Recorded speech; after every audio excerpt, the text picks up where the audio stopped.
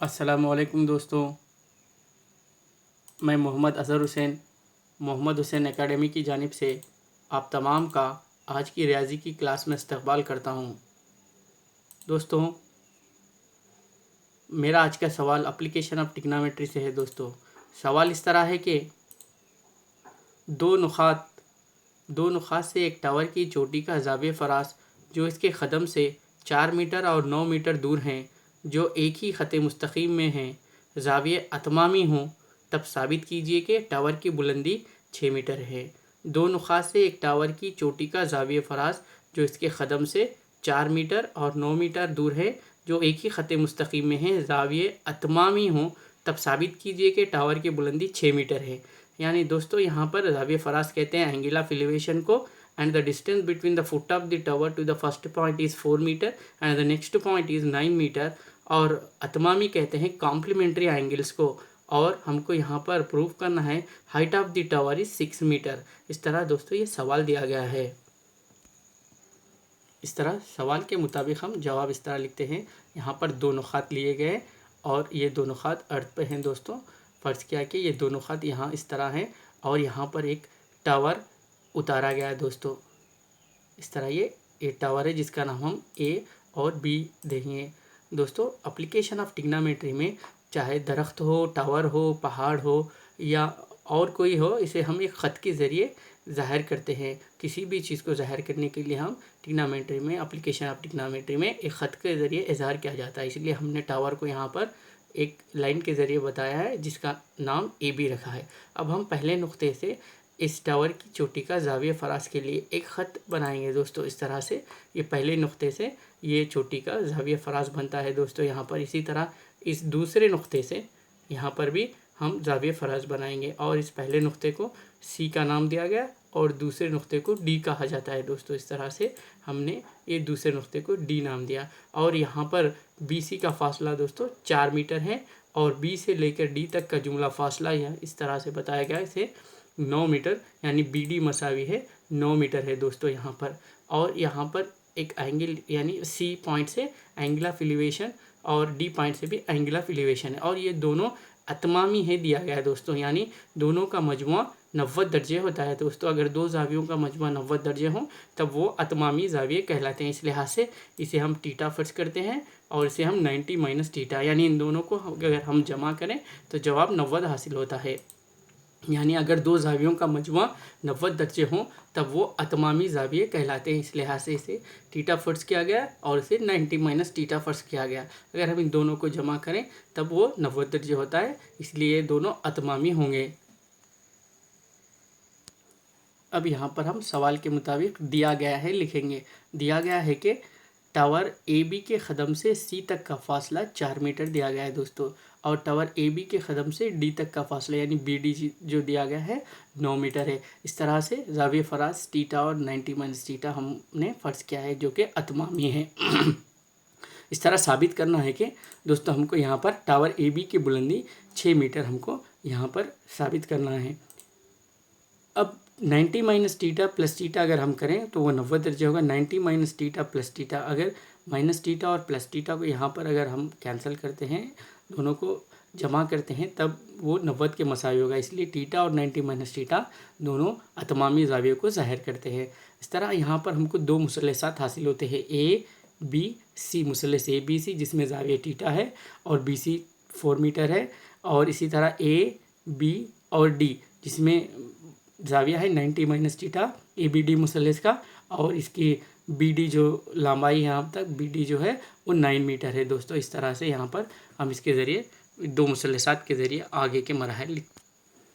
दोस्तों, अब हम मुसल्लस ए बी सी यहाँ पर लिया गया। इस तरह से मुसल्लस ए बी सी की मदद से हम लिखेंगे, जिसमें बी सी 4 मीटर है और एंगल सी जो है ज़ाविया फ़रास जो है पहले टीटा है। इस तरह से मुसल्लस ए बी सी की मदद से टैन टीटा इसलिए लेना होगा यहाँ पर क्योंकि हमको ए बी जो है ये टावर की बुलंदी है, यह हमको मालूम करना है, इसलिए यहाँ पर ए बी रखा गया।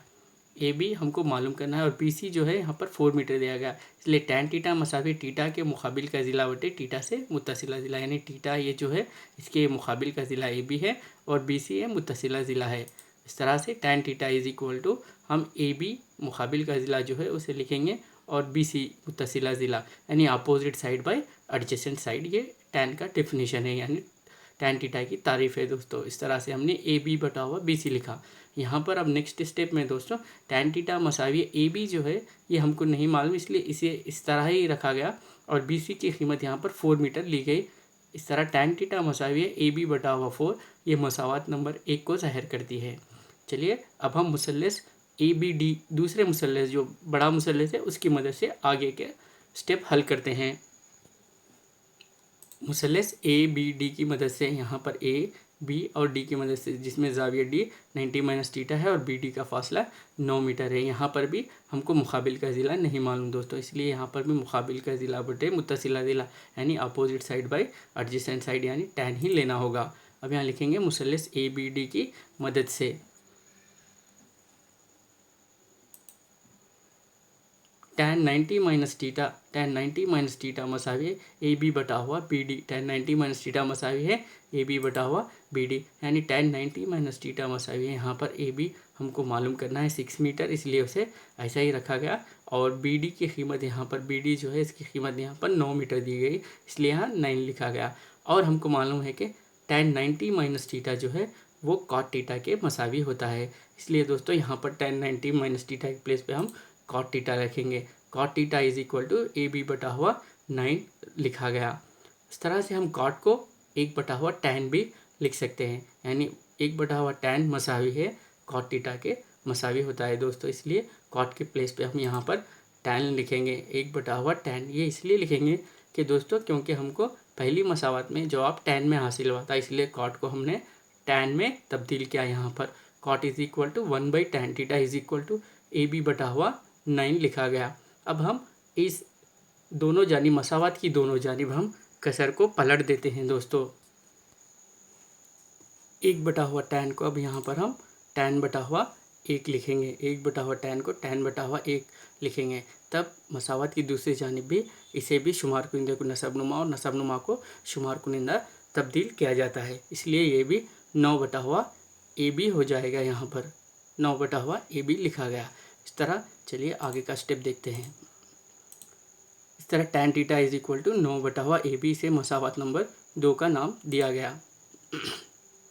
अब यहाँ पर हमने मसावत नंबर 1 जो हासिल हुई थी tan theta is equal to A B बटा हुआ 4 और मसावत नंबर 2 जो हासिल हुई थी tan theta is equal to 9 बटा हुआ ए बी लिखा गया। अब मसावत 1 और 2 की मदद से यहाँ पर हम जवाब को हल करते हैं। मसावत 1 और 2 की मदद से ए बी बटा हुआ 4 मसावी है 9 बटा हुआ ए बी। अब यहाँ पर हम ज़रबे चली पाई करेंगे। ज़रबे चली पाई की मदद से यहाँ पर ए बी को ए बी से ज़रब दें और 4 को 9 से ज़रब देने पर इसे ज़रबे चली पाई कहा जाता है। इस तरह ए बी को ए बी से ज़रब देते हैं तब ए बी स्क्वायर हासिल होता है और 4 से 9 को ज़रब देते हैं इस तरह से। चलिए आगे का स्टेप देखते हैं। जब ए बी को ए बी से ज़रब दिए तो ए बी स्क्वायर हासिल हुआ और 9 से 4 को ज़रब दिए तब 36 हासिल होता है यहाँ पर। इस तरह से जब वो क़ुव्वत है यहाँ पर जज़र में आकर तब्दील हो जाती है, इसलिए A B is equal to √36 लिखा गया।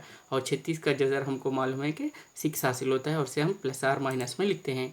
ए B is equal to plus or minus 6 लिखा गया, लेकिन बुलंदी हो के फासला हो मनफी में नहीं लिया जाता है, इसलिए हम मुस्बित में लेंगे और मनफी को नज़रअंदाज कर देंगे।